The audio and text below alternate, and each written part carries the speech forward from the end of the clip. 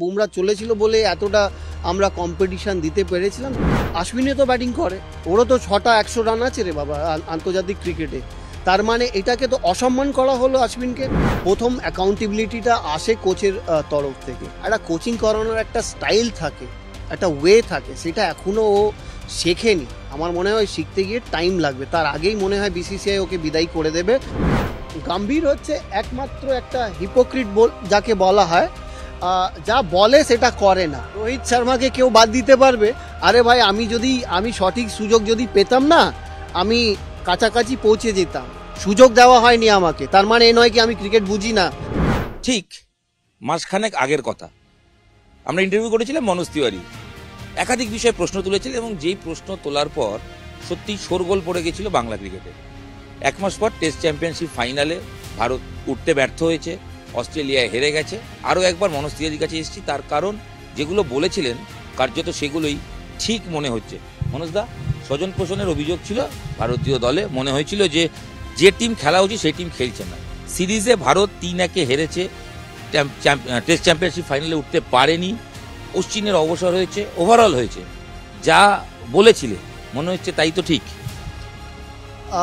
যেটা চোখের সামনে দেখতে পাচ্ছিলাম সেটাই বলেছি।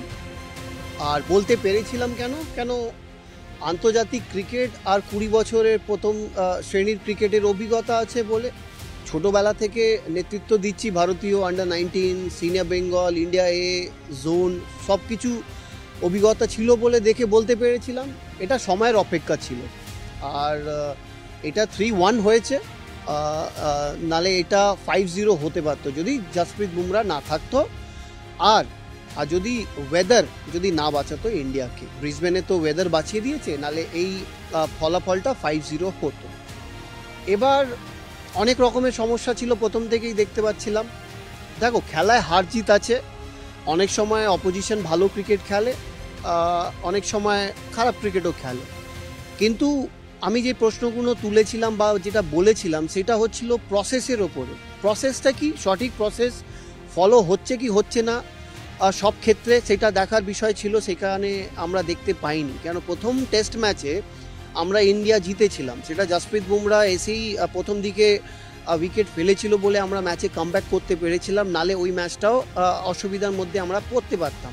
বাট কি অন্যায় হয়েছিল কয়েকটা প্লেয়ারকে না সিলেক্ট করা, সেটা আমি তখনও বলেছিলাম, এখনও বলছি। দেখো, সেখানেও কিন্তু প্রথম ম্যাচে KL রাহুলকে নিয়ে আমি প্রশ্ন করেছিলাম কি যার অ্যাভারেজ 20 অস্ট্রেলিয়ান মাটিতে, তাকে কি করে তুমি সুযোগ দিচ্ছ, যার আগে সিরিজে তুমি ওকে ড্রপ করে দিয়েছিলে। যেখানে আমাদের অভিমন্যু ঈশ্বরন দিনের পর দিন রান করে যাচ্ছে, Duleep trophy, Irani trophy, first class cricket, Ranji ট্রফিতে ইন্ডিয়া এর হয়ে যখন খেলছে, যখন ওকে তুমি প্রথম টেস্ট থেকে নিয়ে গেছো অ্যাজ আ টেস্ট ওপেনার, সেখানে রাহুলের আগে প্রেফার করলে ঠিক আছে, বুঝলাম একটা অভিজ্ঞ প্লেয়ার তোমার দরকার ছিল। সেখানে আমি এটাও বলেছিলাম কি তোমার যদি অভিজ্ঞই দরকার ছিল, এক্সপিরিয়েন্সই দরকার ছিল, তাহলে চেতেশ্বর পূজারাকে তুমি নিয়ে গেলে না কেন, যে 250 রান দিয়ে শুরু করলো রঞ্জি ট্রফি।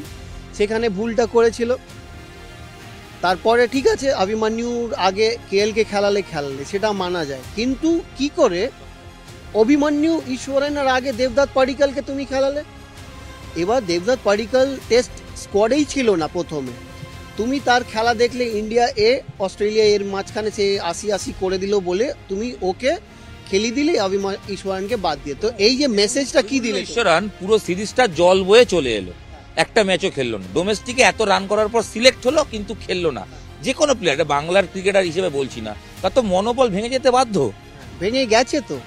আমরা কি কেউ তার মাথার কথা, মানসিকতা কি আমরা জিজ্ঞেস করেছি? জিজ্ঞেস করলে, কাছের লোক জিজ্ঞেস করলে ও বলবে, খুলে মন খুলে বলবে। ওর কনফিডেন্সটাকে শ্যাটার্ড করে দিয়েছে এই কোচ আর যে ম্যানেজমেন্ট আছে, শ্যাটার্ড করে দিয়ে একটা প্রতিভা ছেলে যে দিনের পর দিন রান করছে, তাকে কিভাবে তার কনফিডেন্সটাকে ভাঙচুর করে দিতে হয় সেটা দেখতে পেরেছি আমরা এই বিজিটি সিরিজে দেখতে পেরেছি। যেভাবে আমার করে দেওয়া হয়েছিল, 100 রান করার পর আমাকে যেভাবে ড্রপ করে দিয়ে দিয়েছিল, সেইখানে আমি ভেবেছিলাম 100 রান করার পর এই তো আমার টাইম এসে গেছে, আন্তর্জাতিক ক্রিকেটে আমি বিলং করি, সেখান থেকে আমার আত্মবিশ্বাসটাকে ভাঙচুর করে দিয়েছিল। সেইভাবেই দেখতে পাচ্ছি অভিমন্যু ঈশ্বরনেরটা করে দিল। সেটা করলো দেবদত্ত পাডিক্কালকে খেলালো, তারপরে ও ফেল করলো, সেটা চোখে আমরা দেখতে পাচ্ছিলাম ও ফেল করবে, তুমি তারপরে টেস্টগুলোতে ওকে খেলাওনি। তার মানে তুমি অভিমন্যু ঈশ্বরনকেও করেছো, তার সঙ্গে সঙ্গে ওকেও তুমি মাইন্ডসেটটাকে খারাপ করে দিয়েছো। তার সঙ্গে সঙ্গে তুমি কি ভুল করলে, আকাশদীপকে তুমি খেলালে না কেন? তুমি দিল্লির ওই ফাস্ট বোলারকে খেলালে, হর্ষিত রানাকে খেলালে, কেন খেলালে? আকাশকে পরে খেলিয়েছে, খুব একটা সাকসেস উইকেট পায়নি, বাট ভালো বল করেছে। মানে আমার একটি প্রশ্ন এখানে যে মনোজদা, তাহলে কি যে টেস্টে যাকে খেলানো উচিত টিম সিলেকশন ভুল হচ্ছে বা হয়েছে? ভুল তো হয়েছে, প্রথম দিন থেকেই তো ভুল হচ্ছে। আমি বলছি তুমি আকাশদীপ যখন তোমার বাংলাদেশ সিরিজ ভালো করলো হোমে, নিউজিল্যান্ড সিরিজ ভালো করেছে, দুর্দান্ত বোলিং করে তোমাকে সিচুয়েশনে অনেক সময় কামব্যাক করিয়েছে টেনে, তুমি ওইখানে গিয়ে যেখানে উইকেট হেল্পফুল সেখানে তুমি নিজের ছেলে, ঘরের ছেলে, রাজ্যর ছেলেকে তুমি খেলিয়ে দিচ্ছ বায়াসড হয়ে, সেটা তো ঠিক নয়। তুমি যখন ওর ওপরে ভরসা করে তুমি খেলালে হর্ষিত রানাকে, তারপরে তুমি কেন বাদ দিয়ে দিলে তারপরের থেকে? এই প্রশ্নগুলো তো চোখের সামনে ছিল, যার কারণে আমরা দেখতে পাচ্ছিলাম, আমি তো দেখতে পাচ্ছিলাম এই টেস্টগুলো বাঁচানো অসম্ভব। যেদিনকে বুমরা চলবে না, বুমরা চলেছিল বলে এতটা আমরা কম্পিটিশন দিতে পেরেছিলাম, যদি না চলতো তাহলে এই টিমে আরও সমস্যা বাড়তো। স্পেসিফিক প্রশ্ন, এই ব্যর্থতার 10 বছর পর অস্ট্রেলিয়ার বিরুদ্ধে বর্ডার গাভাস্কার ট্রফি হাতছাড়া হয়েছে, সিরিজ হাতছাড়া হয়েছে, স্বপ্নভঙ্গ হয়েছে, টেস্ট চ্যাম্পিয়নশিপ ফাইনালে ওঠা যায়নি। অনেকেই বলছেন যে টেস্ট চ্যাম্পিয়নশিপ কি প্রত্যেকবার ভারত উঠবে, কিন্তু এক্সপেকটেশনের জায়গাটা তৈরি হয় এবং যেটা কনফার্ম ছিল যে যাবে। নিউজিল্যান্ডের এক যে কোচ গম্ভীর হওয়ার পর, আমি আসছি তার আগে জেনে নিই, এই ব্যর্থতার দায় কি ক্রিকেটারদের না কোচের? এই অস্ট্রেলিয়ার ব্যর্থতার দায় কোচ না ক্রিকেটাররাও আছে? সিনিয়র ক্রিকেটারদের ব্যাটে রান নেই, এটা ঘটেছে। সবারই আছে, কারোর বেশি শতাংশ আছে, কারোর কম শতাংশ আছে। দেখো তো, প্রথম অ্যাকাউন্টেবিলিটিটা আসে কোচের তরফ থেকে। কোচের কি ভুল হচ্ছে এইখানে? কোচের ভুল এটা হচ্ছে কি ও সঠিক একাদশ নামাতে পারছে না। অনেক সময় ক্যাপ্টেনরা প্রেফার করে, কিন্তু ক্যাপ্টেনদেরকে বোঝানো উচিত, কোচই তো বোঝাবে কি এই প্লেয়ারটাকে আমি খেলাবো এই কারণের জন্য, আর এই প্লেয়ারটাকে আমি বসাবো এই কারণের জন্য, কিন্তু আমার প্রসেসটা যেন সঠিক থাকে, যেটা আমরা দেখলাম না। আমি ঈশ্বরনকে খেলালাম না, আমি আকাশকে খেলালাম না, আমি ওয়াশিংটন সুন্দরকে নিউজিল্যান্ড সিরিজের স্কোয়াডের বাইরে থেকে এনে আমি আশ্বিনের সঙ্গে ওকে খেলিয়ে দিলাম, ওইখানে ও ভালো করে দিল বলে একটা মাস্টার স্ট্রোক হয়ে গেল নিউজিল্যান্ড সিরিজে ভেবে। এখন অস্ট্রেলিয়াতে তুমি তাই করলে, যার কারণে আশ্বিন মাঝ রাস্তায় রিটায়ার করলো। সেটা কোনো দিন দেখা যায় না, সেটা কেন করলো? এটা অনেক দিন পর, যখন রিটায়ারমেন্টের পর যখন আশ্বিন আবার আসবে খুলে, এখন তো আইপিএল খেলবে, রিটায়ারমেন্টের পর ও আবার সব কিছু ব্যাখ্যা করবে আস্তে আস্তে কি হয়েছিল অ্যাকচুয়াল কথাবার্তা, যার কারণে ওর আঘাত লেগেছে বলে ও রিটায়ারমেন্ট করেছে।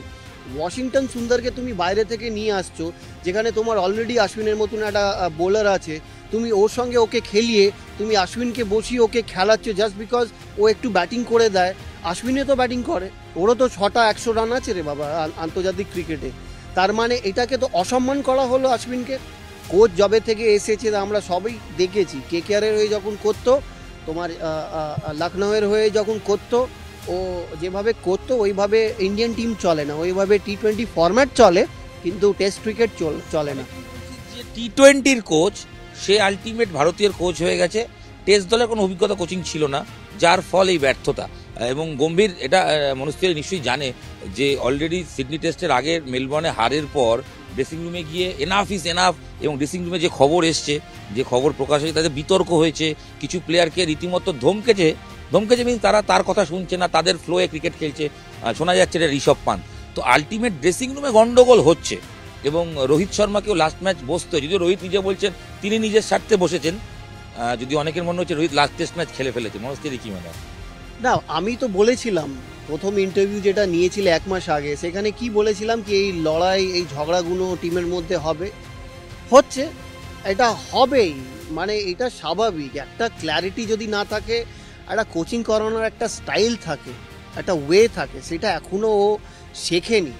আমার মনে হয় শিখতে গিয়ে টাইম লাগবে, তার আগেই মনে হয় বিসিসিআই ওকে বিদায় করে দেবে, আনটিল আনলেস কোনো বড় হাত ওকে যদি সাপোর্ট না করে। পলিটিক্যাল হাত অবশ্যই কেউ না কেউ তো বড় হাত আছে, নালে কি করে বিভিএস লক্ষ্মণ কোচ হয় না?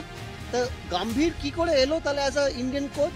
তাহলে নিশ্চয়ই কারোর বড় হাত আছে পেছনে, সেই হাতটা কার সেটা জানতে হবে। যখনই কোনো প্লেয়ার বা কোনো কোচ কারোর হাত ধরে বা কারোর সাপোর্টে আসে, মনে রাখবে সে কিন্তু লম্বা রেসের ঘোড়া কখনো হয় না।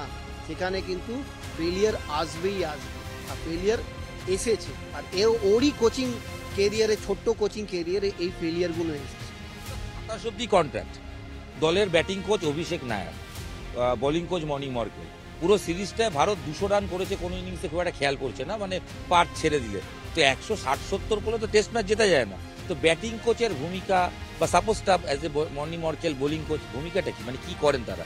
করে না, শুধু টাইম পাস করে, যা কোচ বলবে সেটাই হ্যাঁ হ্যাঁ করতে হবে। তাই জন্য তো তাদেরকে আনা হয়েছে। মর্কেল কোথা থেকে এলো? লখনৌ সুপার জায়ান্টসে ছিল বলে অ্যাজ আ বোলিং কোচ। সেখানে ওকে মানে ওকে যা বলবো ও শুনবে, কোনো প্রতিবাদ করবে না, আর্গুমেন্ট হবে না, ডিসকাশন হবে না, যা বলবো তাই শুনবে। আর অভিষেক নায়ার তো মানে কি বলবো, ও কেকেআরে ছিল বলে ওর আন্ডারে মানে একটা কমফর্ট জোনে আছে। গম্ভীরের কথার ওপরে কিছু বলতে পারবে না বা প্রোটেস্ট করতে পারবে না, যদিও কিছু মনে হয় ওর যদি ভুল হয়। তো স্বাভাবিক তাদেরকেই নেওয়া হয়েছে। গম্ভীর হচ্ছে একমাত্র একটা হিপোক্রিট যাকে বলা হয়, যা বলে সেটা করে না। ক্যাপ্টেন কোথাকার বলো তাহলে? মানে রোহিত, আর তাহলে মানে মুম্বাই লবি, তার লবি তো আছে বলে তো হলো। অভিষেক নায়ার কোথাকার? বোম্বে। তাহলে ওরা একটা সুযোগ পেলো, দেখলো আমি একটা বম্বে প্লেয়ারকে সামনে রাখতে পারবো, ঠেলে দিতে পারবো, ঠেলে দিলাম। জালাক সাক্সেনার বলার জন্য কেউ নেই, তাই জন্য বেচারা এখন দিনের পর দিন পারফরমেন্স করছে, চুপচাপ থাকে, মুখ খোলে না। কেন? ওরও ফিউচার দেখতে হবে, কোচিং আসতে হবে। মুখ খুললে এইখানে তোমাকে ফাইন করে দেবে, বাদ দিয়ে দেবে, কর্নার করে দেওয়া হবে। তাদের জন্য বলার কেউ নেই, তাই জন্য আমি উঠে বলি সব সময়। মনে হচ্ছে গম্ভীর আর রোহিতের বনিবনা হচ্ছে না। কি করে হবে? একটা বিশ্ব চ্যাম্পিয়ন, একটা ওয়ার্ল্ড কাপ জেতার একটা ক্যাপ্টেন, আর একটা দিকে তোমার আইপিএল জেতার একটা প্লেয়ার হিসাবে, অ্যাজ আ ক্যাপ্টেন হিসাবে আর অ্যাজ মেন্টর হিসাবে। আরে যখন মেন্টর হয়েছে তখন কি শুধু মেন্টরের জন্য কি ট্রফি জেতা হয়েছিল? আর যখন ক্যাপ্টেন ছিল তখন কি ওর পারফরমেন্সে কি আইপিএল ট্রফি জেতা হয়েছিল? আমরা সবাই পারফরমেন্স দিয়েছিলাম। ক্যালিস পারফরমেন্স দিয়েছিল, বিসরা পারফরমেন্স দিয়েছিল, মনোজ তিওয়ারি গিয়ে ম্যাচ শেষ করেছিল, সুনীল নারায়ণ ভালো বল করেছিল বলে আমরা প্রথম আইপিএলটা জিতেছিলাম। কিন্তু ক্রেডিট কে নিয়ে গেল? তাহলে মাহল আছে, পিয়ার আছে, সব আছে বলে মাহলগুলো ক্রেডিটগুলো নিয়ে যাচ্ছে। আমরা লোকেদের, মানুষের হৃদয়ের মধ্যে জায়গা করতে পেরেছি, তাই জন্য লোকেরা আমাদেরকে পছন্দ করে। কিন্তু আইপিএলে ট্রফি জেতা, প্লেয়ারদের সাপোর্ট নিয়ে আর ইন্ডিয়ান টিমকে চালানো, এই মাইন্ডসেট নিয়ে কোনোদিন ম্যাচ করবে না। রোহিত শর্মা টেস্ট ম্যাচ কি লাস্ট খেলে ফেলেছে মেলবোর্নে? রোহিত নিজে বলছেন না, আগামী সময় দেখা যাবে। কিন্তু টেকনিক্যালি ইংল্যান্ডের বিরুদ্ধে জুন মাসের আগে কোনো টেস্ট নেই। তার আগে চ্যাম্পিয়ন্স ট্রফি হবে, সেখানে জিততে না পারলে জানা নেই রোহিতের কি হবে, আমরা কেউই জানি না। তো সেক্ষেত্রে রোহিতের ভবিষ্যৎ কি দেখো? রোহিতের যা এজ এখন 37+, তো সেই জায়গা থেকে দাঁড়িয়ে রোহিত শর্মাকে কেউ বাদ দিতে পারবে? বাদ পড়লো, ও নিজে থেকে বসেছে। ও তো গম্ভীর বসিয়ে ইন্টারভিউ, গম্ভীর বসাবে? গম্ভীরের সাহস আছে? গম্ভীরের কোনোদিন সাহস হবে? মুম্বাই এসকেপ খেলে ও, রোহিত নিজেকে এসকেপ করলো, নিজেকে সরিয়ে নিল। ইন্ডিয়ান্সে খেলে ও, রোহিত শর্মা মুম্বাই ইন্ডিয়ান্স থেকে বেরোয়নি। মুম্বাই ইন্ডিয়ান্সকে 5টা ট্রফি দিয়েছে, মুম্বাই ইন্ডিয়ান্সের হয়ে খেলে। আর কি বলবো? এইটাই তো যথেষ্ট আনসারের মধ্যে। ও যেদিনকে চাইবে সেদিনকে ও বসবে। এই গ্রুপগুলো, মানে গ্রুপিজম আছে, তুমি শুনেছি আগেও তুমি বলেছো, এই গ্রুপগুলো কারা যদি স্পেসিফিক বলো? সবচেয়ে ভোকাল, হ্যাঁ ভোকাল বলে বিরাট যখন ক্যাপ্টেন্সি করতো তার একটা গ্রুপ ছিল, তখন আমরা দেখলাম আরসিবির ছেলেগুলো খেলতো না। হ্যাঁ, একটা যখন বিরাট ক্যাপ্টেন্সি থেকে সরলো কি করে? কেন সরাতে হলো? কেন বাধ্য হলো? নিজে ছেড়েছে। কি নিজে ছেড়েছে? নিজে থোড়ি না ছেড়েছে, নিজে বলে একটা ফরম্যাট থেকে সরানো হয়েছে, তারপরে ছেড়েছে নিজের থেকে। ও এমনি ছাড়েনি, ছাড়ার একটা সীমা হয়ে গেছে। একটা এরকম একটা জায়গায় চলে গেছিল যারা বাকি প্লেয়াররা, বাকি অনেকরাই খুশি ছিল না, হ্যাপি ছিল না বিরাটের ক্যাপ্টেন্সি আর ওর যা একটা গ্রুপ হয়ে গেছিল, যার কারণে ওকে বাধ্য হয়ে করতে হলো। তারপরে এখন যখন রোহিত আছে, রোহিত নিজের একটা টিম গুছিয়েছে, সেখানে এটা স্বাভাবিক ভাই, এটা হিউম্যান টেন্ডেন্সি, হিউম্যান নেচার। একটা ছেলে, বিরাট কোহলি যখন ক্যাপ্টেন্সি করতো ভালোই করতো, খারাপ করতো না, টিমকে একটা জায়গায় নিয়ে এসছে, ফিটনেস কালচার নিয়ে এসছে, মানে কিভাবে এগ্রেসিভ ব্র্যান্ড অফ ক্রিকেট খেলতে হয়, এত বছর ধরে ক্যাপ্টেন্সি করেছে, একটা টিমকে তৈরি করেছে, তুমি ওকে বাদ দিয়ে দেবে, ওর কি মনে আঘাত লাগবে না? ও কি সামনে এসে বলবে না আমি তোমাকে সাপোর্ট করবো না, আমি মাঠে ক্যাপ্টেন্সি করবো না, তোমার সাজেশন দেবো না? তখন লোকরা তো বুঝে যাবে কে তো সেলফিশ, যদি না কন্ট্রিবিউট করে তোকে তো বাধ্য হয়ে করতে হবে। কিন্তু মনের ভেতরে ওর তো রাগ আছে রে ভাই, রাগ নেই? ওকে এই ইন্ডিয়ান টিমটাকে তৈরি করার পর, এই জেনারেশনের টিমটা তৈরি করার পর ট্রফি আসেনি ঠিক আছে, কিন্তু ও ওটা তৈরি তো করেছে। আরে ভাই আমি সঠিক সুযোগ যদি পেতাম না, আমি কাছাকাছি পৌঁছে যেতাম, ঠিক আছে? আমি আর বেশি বলবো না, সুযোগ দেওয়া হয়নি আমাকে, তার মানে এ নয় কি আমি ক্রিকেট বুঝি না, আমি টেকনিক্যাল পার্টটা বুঝি না। ও বুঝতে পারছে না কি ওর প্রবলেমটা কি হচ্ছে, অনেকেই বুঝতে পারছে না। অনেকেই বলছে শুধু মেন্টাল ডিসিপ্লিনের অভাবে ও আউট হয়ে যাচ্ছে। মেন্টাল ডিসিপ্লিন তো আছেই, তার সঙ্গে সঙ্গে ওর ইগোটা চলে আসছে সঙ্গে। ও দেশের 1 নম্বর, মানে দেশ আর বিদেশের মানে বিশ্বর 1 নম্বর ব্যাটসম্যান হিসাবে ওকে লোকেরা চেনে তো, কেন এত গাদা গাদা করে রান করেছে। তো যখনই এত রান করে, আমি বিশ্বর 1 নম্বর প্লেয়ার যখনই হয়, তখন ও সবসময় মাইন্ডসেটটা হচ্ছে আমি ডমিনেট করব, নো ম্যাটার কত ভালো বল করছে অপোজিশন। বোলারকেও বোলিংটাকে সম্মান দিতে হয়, সেটা ও দিচ্ছে না ইগোর কারণে। ও ভাবছে আমি বিশ্বর 1 নম্বর খেলোয়াড়, যখনই যেখানেই আমায় বল করবে আমি ওটাকে ডমিনেট করে আমি রান বার করব। সেটা হয় না ক্রিকেট খেলায়। এটার সঙ্গে সঙ্গে ওর 3 নম্বর আর সবচেয়ে মেইন প্রবলেমটা হচ্ছে সেটা টেকনিক্যাল ফল্ট হচ্ছে। টেকনিক্যাল ফল্টটা হচ্ছে ওর যে ব্যাক অ্যান্ড অ্যাক্রসটা হচ্ছে, সে আগে মিডল স্টাম্পে করতো, এখন অফ স্টাম্পের ওপরে চলে যাচ্ছে। যখনই ব্যাক অ্যান্ড অ্যাক্রস অফ স্টাম্পের ওপরে চলে যায় কেউ, তখন ওর অফ স্টাম্পটা কোন জায়গায় আছে সে সাবকনসিয়াসলি বুঝতে পারে না, কনসিয়াসলি বুঝতে পারে না। তার মনে হয় কি আমি বলের অনেক কাছে চলে গেছি। বোঝার চেষ্টা করো টেকনিক্যাল ব্যাপারটা। আমি যদি অফ স্টাম্পে ব্যাক অ্যান্ড অ্যাক্রস করে চলে যাচ্ছি, অফ স্টাম্পের বাইরের বলটা আমার মনে হচ্ছে আমার কাছের বল, ওই জন্যে খেলতে যাচ্ছে। যখন ভিডিওতে দেখছে বুঝতে পারছে না, আর এটা বলার জন্যে কেউ নেই। ব্যাটিং কোচ ও বলতে পারবে বিরাট কোহলিকে? ওর অভিষেক নায়ার সাহস আছে? ও কি বলতে পারবে টেকনিক্যাল পার্টটা? ফার্স্ট অফ অল বলতে পারবে কি পারবে না সেটা তো পরের কথা। ও কি রিড করতে পারছে কি ভুল হচ্ছে?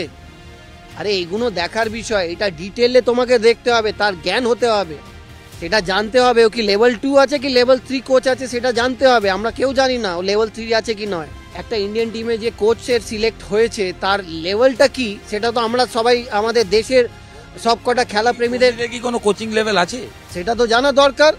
যদি না থাকে তাহলে কি করে সুযোগ পেলো? আর যা ভুল হচ্ছে, প্রথম তো হচ্ছে ভুলটাকে অ্যাকসেপ্ট করতে হবে। আর ভুলটাকে তুমি প্র্যাকটিস সেশনেও করে তুমি ওটাকে রেকটিফাই করতে পারো, বা তুমি রঞ্জি ট্রফি খেলেও তুমি রেকটিফাই করতে পারো। এবার প্রশ্ন হচ্ছে রঞ্জি ট্রফি খেলতে গিয়ে তোমায় 5 দিন মাঠে থাকতে হবে, এই 5 দিন কি থাকার সময় আছে?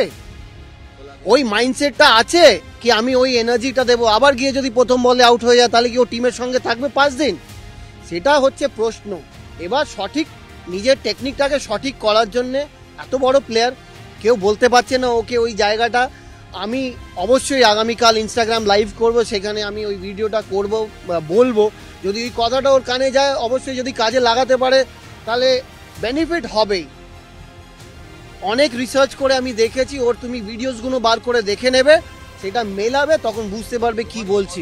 জুনিয়র বা জুনিয়রের জন্য নয়, মানে আমি যেটা খেলা দেখতে পাচ্ছি চোখে, যার কারণে ভুল হচ্ছে। আমারও তো ভুল হয়েছিল অনেক সময়। অফ স্টাম্পটা প্লেয়াররা বুঝতে পারে না কতটা কাছে কি কতটা বাইরে। অনেক সময় প্লেয়াররা ছেড়ে বোল্ড হয়, অনেক সময় বাইরের বল খেলে ফেলে, মনে হয় কি আমার কাছের বল, যার কারণে আমি খেলে ফেলি। সেটাকে আইডেন্টিফাই করে ওকে হাইলাইট করতে হবে। আমার মনে হয় না গম্ভীর অভিষেক নায়ার করতে পারছে।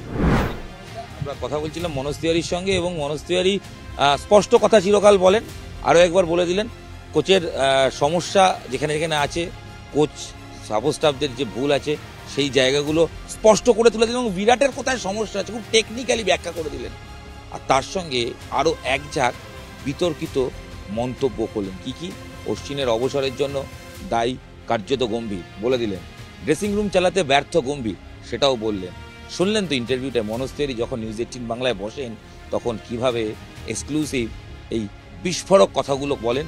কারণ মনোজ মনে করেন তিনি সমান সুযোগ পেলে আজকে তিনিও বিরাট বা রোহিতের মতো একদমই সেই সমসাময়িক বা সেই পর্যায়ের ক্রিকেটার হতে পারতেন। সেঞ্চুরি করে বাদ পড়েছেন, সেই আক্ষেপ আজও তার গলায়। তাই সুযোগ পেলে এখনও সমালোচনা করতে ছাড়েন না বাংলা ক্রিকেটের প্রাক্তন অধিনায়ক, রাজ্যের ক্রীড়া প্রতিমন্ত্রী মনোজ তিওয়ারি। নিউজ 18 বাংলা ডিজিটালে আপনাদের সঙ্গে আমি ইরণ রায় বর্মন ছিলাম। এখানেই শেষ করছি এই বিস্ফোরক ইন্টারভিউ। কার্যত এটা পার্ট 2 ছিল, 1 মাস আগে বিস্ফোরক ইন্টারভিউ পার্ট 1 ছিল। অবশ্যই কথা দিচ্ছি আগামী দিনে ভারতীয় ক্রিকেট নিয়ে মনোজ তিওয়ারির এরকম চাচা ছোলা স্পষ্ট বক্তব্য ইন্টারভিউ থাকবে। আর তার আগে এটা শেয়ার করুন। আগেরবার যেভাবে ভালোবাসা দিয়েছিলেন, 2.5 মিলিয়ন দর্শক সোশ্যাল মিডিয়ায় দেখেছিল, আশা করি এই ভিডিও আরও বেশি সংখ্যক দর্শক দেখবেন। ধন্যবাদ। আপনাদের সঙ্গে আমি ইরণ রায় বর্মন ছিলাম। এই ভিডিও এখানেই শেষ করছি।